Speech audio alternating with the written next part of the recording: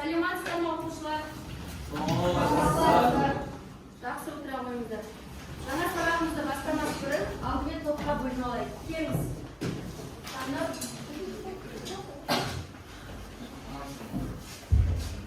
Келиңиз, экинчи катар.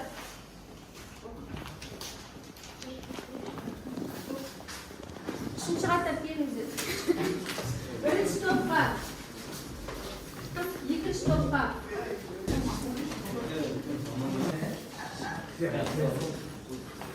Жақсы балалар, топқа бөлінгеніміз бойынша енді суреттер туралы айтайық. Бірінші топ. Бауыр. Иә, бауыр. Сіздерге алдыңғы тақырыптардан таныс. Екінші асқазан. Үшінші топ.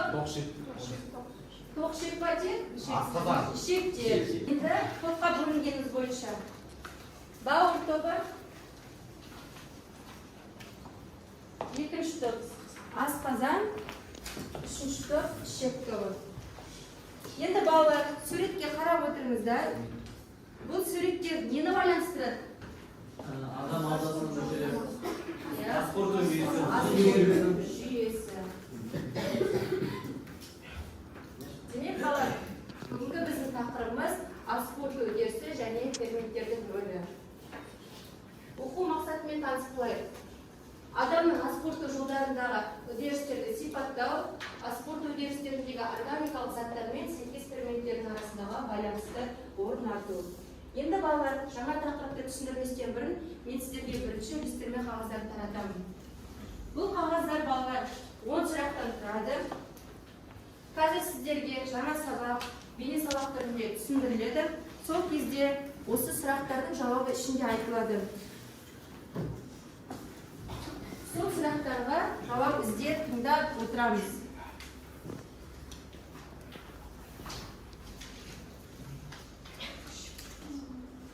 Жақсы балалар, енді сіздерге үлестірме қағаздарды таратып, енді мұқият жаңа сабақты тыңдаймыз. Достар, бүгінгі тақырыпта аскорттық жүйесі. Аскорттық жүйесі бірінші ауыздан ары қарай жұтқыншақ, өңеш, асқазан, асшек, тоқшек, тіршіктен құралады. Ауызға тағам түскеннен бастап шықшыт, тіл асты, жабысты бездері сілекей бөледі. Олардың құрамында муцин, лизоцим және де амилаза ферменттері болады. Муцин ол шайналып ұсатылған ас кесегін жұмсартып, шырышпен қоршайды, жұтқыншаққа ауыртпайтындай сырғанақ күйге келтіреді. Лизоцим ферменті ол бактерицидтік әсер етеді, яғни ауызға түскен бактерияларды жою қызметін атқарады. Ал амилаза ферменті көмірсуларды ыдыратады. Ары қарай тағам жұтқыншақ арқылы өңешке барады. Өңеш перистатикасының нәтижесінде немесе бұлшықеттердің жиырылуы арқылы тағам асқазанға түседі. Тағам асқазанға түскеннен бастап асқазанның ферменттері арқылы ыдыратыла бастайды. Яғни белоктар пепсин ферменті арқылы полипептидтерге дейін ыдырайды. Одан кейін майлар, яғни эмульсияланған майлар ғана липаза ферменті арқылы глицерин мен май қышқылдарына дейін ыдырайды. Одан кейін қан сөліндегі көмірсуларды гидролиздейтін фермент, олар болмайды, сондықтан ауыздан түскен альфа-амилаза ферменті арқылы крахмал, гликоген, дисахаридтерге дейін ыдырайды, ал мальтаза ферменті мальтозаны 2 молекулалы глюкозаға дейін ыдыратады. Қан сөлінде шырышты әрі сілтілі зат муцин бар. Ол қарның шырышты қабығын жауып тұрады да тұз қышқылын бейтараптайды, яғни асқазанның қабырғасының пепсиннің зиянды әсерлерінен қорғайды. Ары қарай тағам 12 ішекке түседі. 12 ішекте тағам қорытылып, ары қарай сіңіріледі. Оған әсер ететін бауырдағы өт және де ұйқы без ферменттері жатады.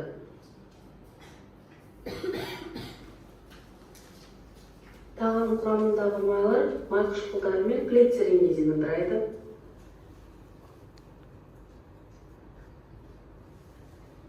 Қалай ыдырап жатқанын көрсетіп жатыр сіздерге майлардың. Белоктар амин қышқылдарына дейін ыдырайды. Көмірсулар глюкозаға дейін ыдырайды. Ары қарай химус ащы шекке, одан кейін мықын шекке қарай барады. Ащы шектегі барлық белоктар, витаминдер, көмірсулар, майлар барлығы қанға сіңіріліп отырады.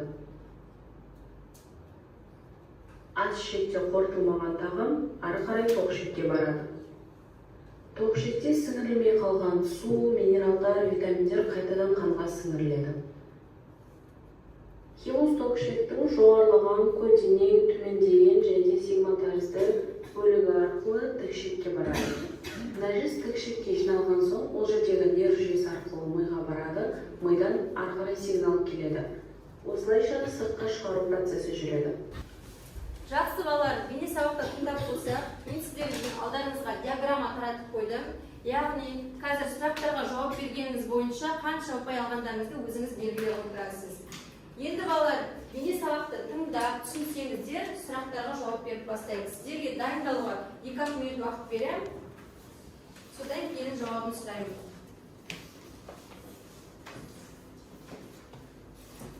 Дайындалғаныңыздар, қанша сұраққа жауап бергендеріңізді қазір тексереміз сосын.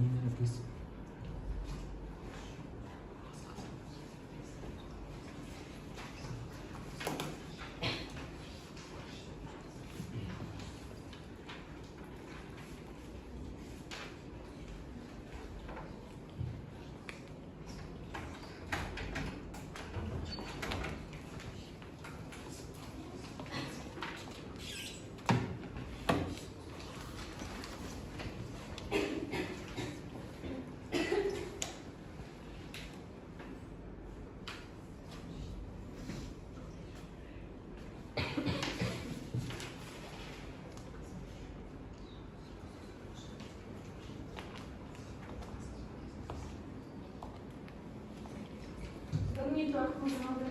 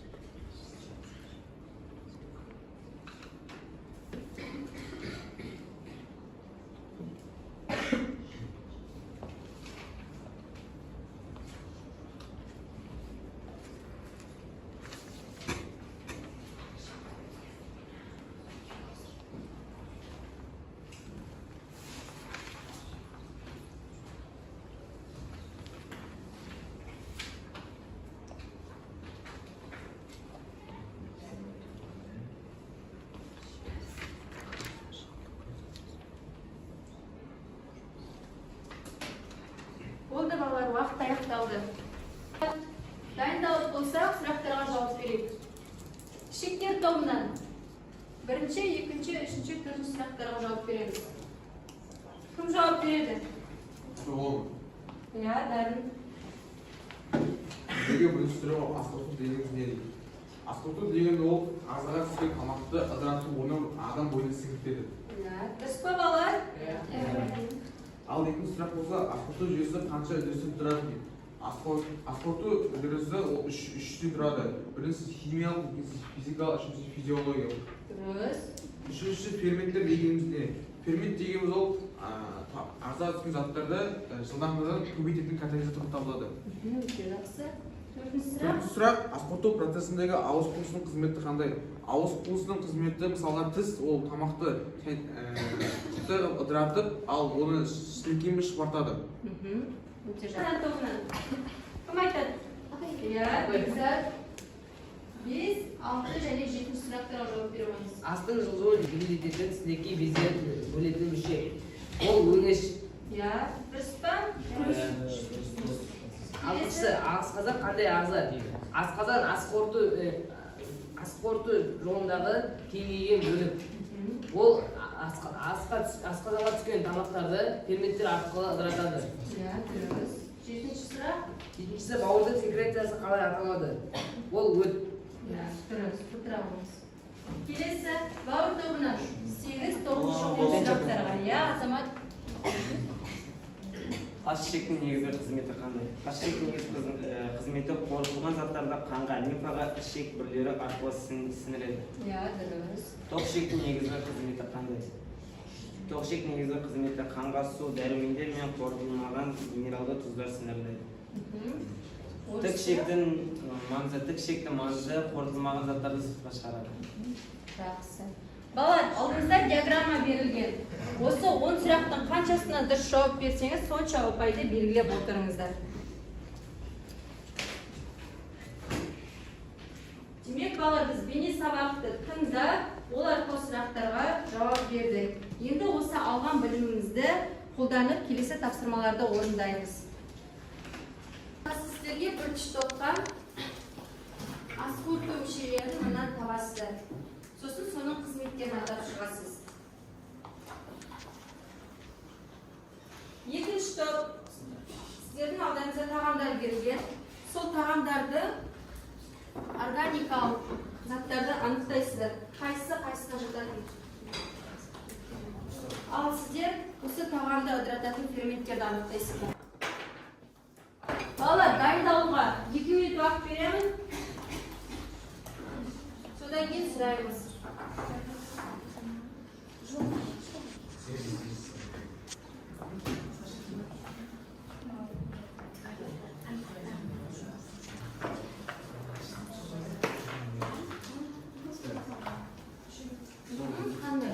Қай органикалық заттарға жататын айтасыздар?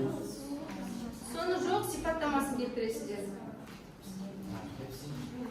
Сіздер асқорыту мүшелерін тауып, олардың қызметін атайсыздар.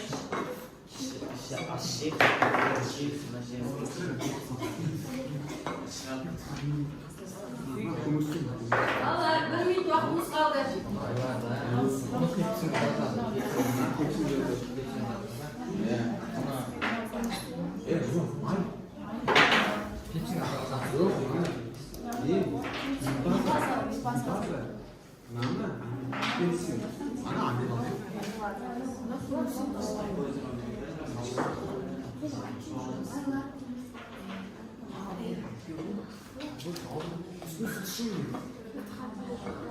Балалар, тапсырмалардың жауабын тыңдайық.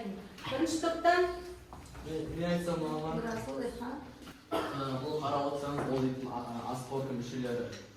Бұл мүшенің аты асқазан. Бұл адам ағзасының ең главный мүшесі десек те болады. Және екінші мүше бұл жерде бауыр. Негізінен бауыр дейтін адамның мүшелерінің ең басты мүшесі. Және бұл ішек. Ішек ішінде тоқ ішек, аш ішек орналасқан. дұрыс па? Иә. Ішек. Ал мынау дейтін ұйқы безі. Мына ішекті дұрыстап айтайықшы. Сыра? Қалай? Негізінің ішінде аш ішек орналасқан, сыртында тоқ ішек. Иә, жақсы. Келесі. Сіздер органикалық заттар. Нұржамал. Бізде бұл жерде тағамдар берілген. Бұл жұмыртқа, нәруыз жатады. Ал бұл нан, бұл көмірсуға жатады. Ал бұл май, күнделікті жүрген майларға жатады.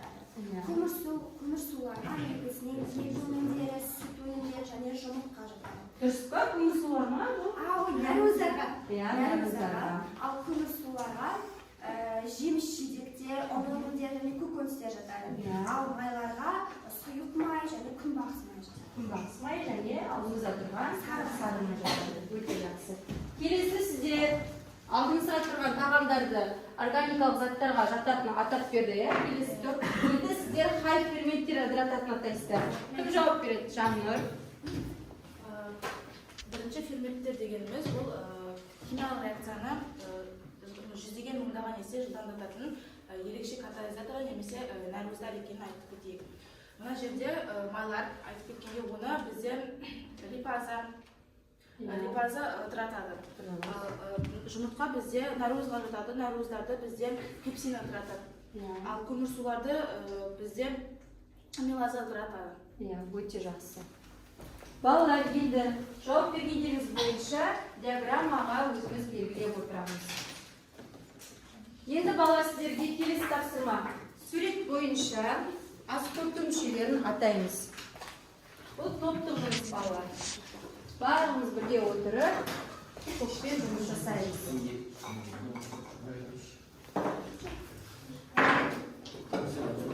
Балалар, 2 минут уақыт беріледі. Барлығымыз бірге жасаймыз.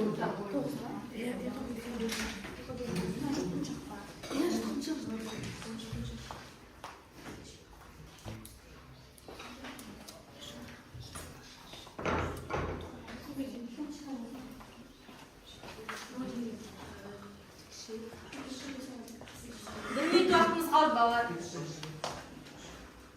Барлығымыз бірігіп отырып жасаймыз.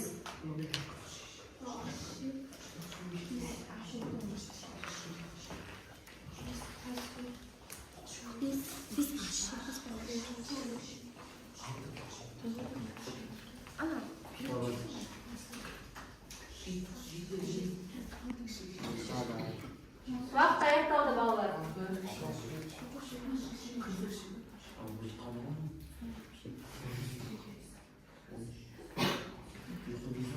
Жақсы, ішіктер толы бастаймыз. Бірінші, екінші, үшінші. Номермен берілген мүшелерді атаймыз. Ішіктер толы бірінші, екінші, үшінші номердегі мүшелерді атаймыз. Кім жауап береді? Я, Сабыржан. Бірінші нөмірдегі ауыз қуысы, ал екінші нөмірдегі шыққаншақ, үшінші нөмірдегі өңеш. Дұрыс па балалар? Иә, дұрыс. Келесі асқазан тобы. 4, 5, 6 номердегі мүшелерді атай аламыз. Иә, Ғалия. 4 номердегі асқазан, 5 номердегі асшек, 6 номердегі олтоқшек. Дұрыс па? Иә, дұрыс. Келесі бауыр тобы. Иә, Құралай. 8 номері бұл бізге бауыр, 9 номері ұйқы безі, 7 номері бұл бізге түкшек. Иә, дұрыс. Өте жақсы балалар. Жауап бергендеріміз бойынша диаграммаға белгілеп отырамыз. Алған білімімізді жинақтап, қазір мен сіздерге бүгінгі сабақ бойынша қолданылған терминдерді таратамын, мүшелердің аттарын, солар бойынша жауап бересіздер. Сіздерге 2 минут уақыт беріледі.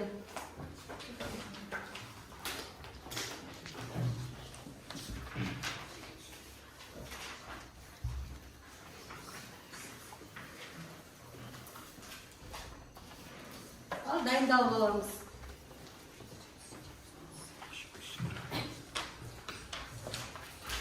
Бұл балалар витамин әдісі деп аталады.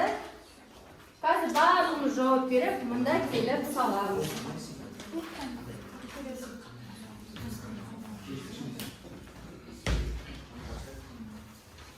Bir minut uақытымыз қалды балалар.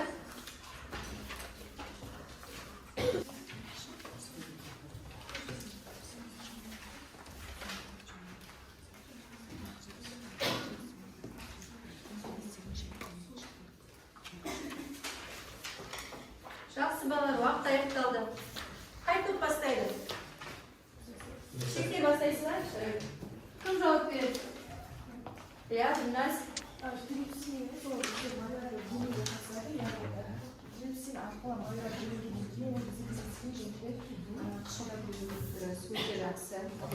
Иә, Дан. Маған белгілі сұрағын тікшек табылады. Тікшек ол үскілер тоқшек пен ашшектен өтіп, қорытылған кезде соңғысының нәтижесі арқылы сыртқа шығарылады. Өте жақсы. Балалар, бір-біріміз тыңдап отырамыз. Иә, Жаныр. Маған түскені липаза бұл трипсин сияқты майларды ыдыратады. Иә, Аслан. Сізге? Маған түскен бауыр бұл қан айналымын жақсартады. Иә. Бауырдың секрециясы қалай аталады? Иә, өт деп аталады. Дұрыс. Сіздікі? Маған берілген асқазан. Асқазан ол асқорыту жүйесінің кеңейген бөлігі және де ең ерекшелігі ол созғыштық қасиетіне ие. Иә, өте жақсы. Келесі асқазан тобы. Иә, Бекзат. Маған берілген ол витамин түрі өт. Өт ол бауырдың секреті және оның құрамында 97-98% судан және билирубиннан болады. Оның қызметі қан айналымына қатысады және асқорыту жүйесіне қатысады. Витаминнің түрі болғанда витаминге жазылған термин демесін. Өте жақсы. Келесі аял. Маған берген сөз бұл тіс ол ауыз қуысында орналасады және ауызға түскен тағам тіс арқылы сақталады. Өте жақсы. Ya, Галия? Маған келген сөз ол ұйқы безі папка деп сөйлем бөледі. Жарайды, өте жақсы. Сіздікі? Маған түскені мотивал асты жұмсатады. Ya, өте жақсы. Сіздікі? Маған түскені ол зиянды бактерияларды жояды. Ya, өте жақсы. Келесі топ. Кім жауап береді? Ya, Азамат. Пепсин. Пепсин нәроздарда амин қышқылдарына жатады. Ya, дұрыс. Ya, Ашық қанға су дәрумендер мен минералды тезірсін береді. ya, өте жақсы. Келесі кім жауап береді? Расыл? Маған түскен сөз ол ауыз қуысы. Ауыз қуысында тісте орналасқан және де осы ауыз қуысында сілекей бөлінеді және ауыз қуысынан тамақ ұсақталып асқазанға түседі. Және де ауыз қуысында кейбір бактериялар да жойылады. Болды. Өте жақсы. Сау болыңыз. Ya, Инабат? Тоқ ішетсе қанға су дәрумендер және де қорытылмай қанға минералды тезірсін береді. Жарайды, өте жақсы. Сырым? Амилазада күміфлар құртты. Ya, ыдыратады. Жақсы. Балалар, сөйлеме, біз барлық терминдерді атап шықтық. Енді балалар, алдымыздағы диаграмма бойынша өздеріңізді бағалаймыз. Ұпай сандарын қойып алыңыздар.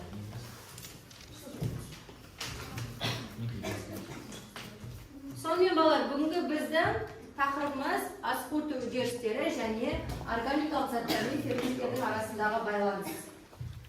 Балалар, біздің ас қорыту жүйесінде қандай ферменттер болатынын түсіндік қой, а? Қандай? Липаза, сол органикалық заттармен қалай байланысатынын мана атап өттік, иә?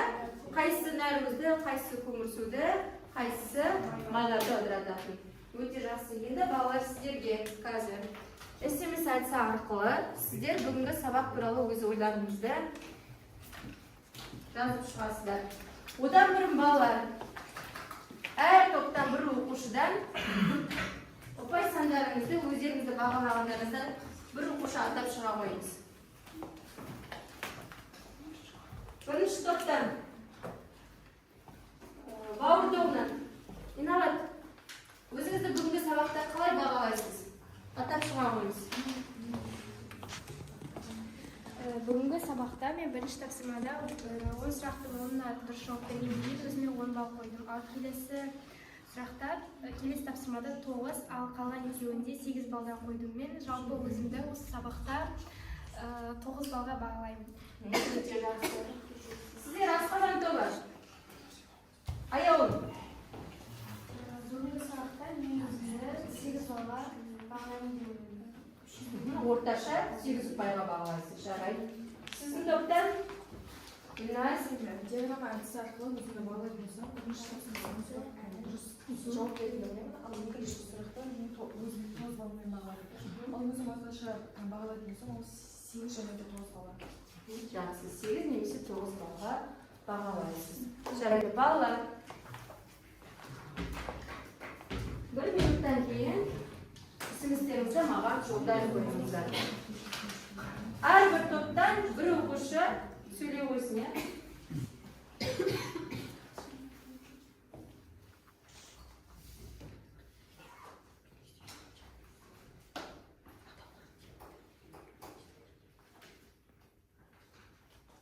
Бүгінгі сабақ қалай өтті? Қандай терминдермен таныстыңыздар? Бүгінгі сабағымыздың өмірге қандай пайдасы бар, күнделікті өмірімізге қолданатын? Я, Бүгінгі сабақ өте жоғары деңгейде өтті, әсіресе бұл сабақта көп ойындар өтті. Әркімнің айтқан ойларын тыңдау өте күшті болды. Енді біз бүгін адам ағзасында ас қорыту жүйесін өттік, түрлі ойындар өтті, әсіресе маған адам ағзасының мүшелері тау ойыны өте қатты ұнады.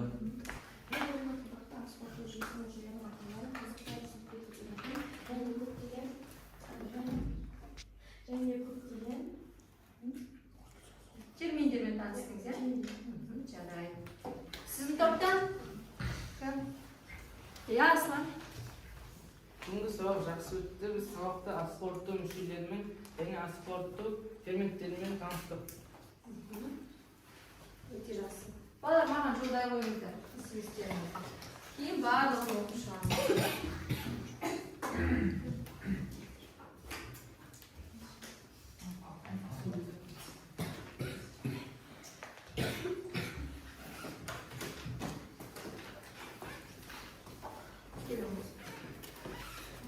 Балалар, енді бүгінгі алған бағаларыңызды мектеп етуға қойып қоямын. Содан қарайсыздар.